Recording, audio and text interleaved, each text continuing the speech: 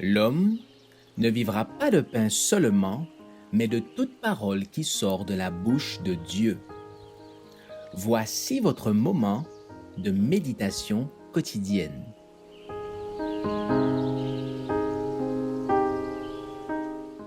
Vous recevrez une puissance.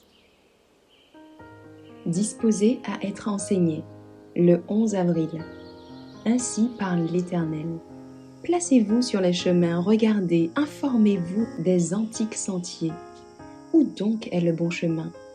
Marchez-y et trouvez le repos de vos âmes. Jérémie 6, verset 16. Après avoir demandé au Seigneur la connaissance de sa volonté, la sagesse céleste, la lumière de son Saint-Esprit, celui qui sonde les Écritures constatera que les passages qui étaient obscurs à son intelligence se sont soudain éclaircis, et il comprendra son devoir comme jamais auparavant. Jésus déclare : « Mon enseignement n'est pas de moi, mais de celui qui m'a envoyé. Si quelqu'un veut faire sa volonté, il en reconnaîtra si cet enseignement vient de Dieu, ou si mes paroles viennent de moi-même. » Jean 7, versets 16 et 17. La connaissance de la vérité divine est promise à ceux qui obéiront à la lumière et à la vérité qu'ils ont reçue. Passer par la porte étroite ne dépend pas de la richesse ou du savoir, mais de la possession d'un esprit prêt à se laisser enseigner.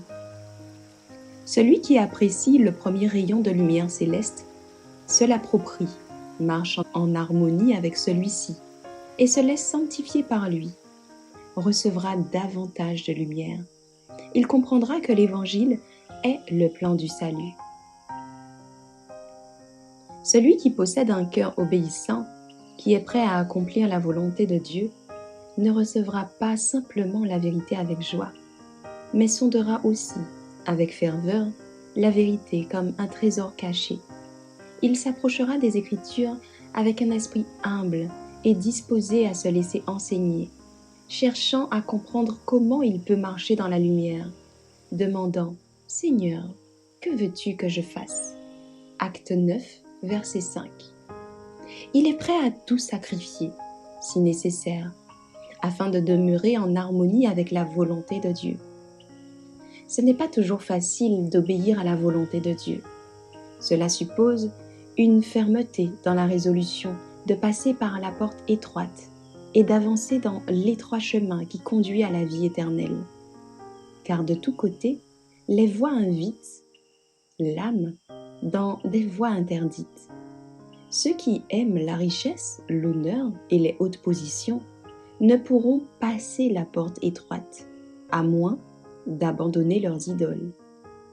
L'espace manque pour entrer dans cette porte étroite, chargée des affaires de ce monde. Celui qui souhaite passer par cette porte doit se consacrer entièrement à Dieu. Jésus déclare : « Si quelqu'un veut venir après moi, qu'il renonce à lui-même, qu'il se charge de sa croix et qu'il me suive. » Matthieu 16, verset 24. Merci d'avoir écouté cette présentation. Assurez-vous de nous rejoindre demain pour votre moment de méditation quotidienne avec lereste.org.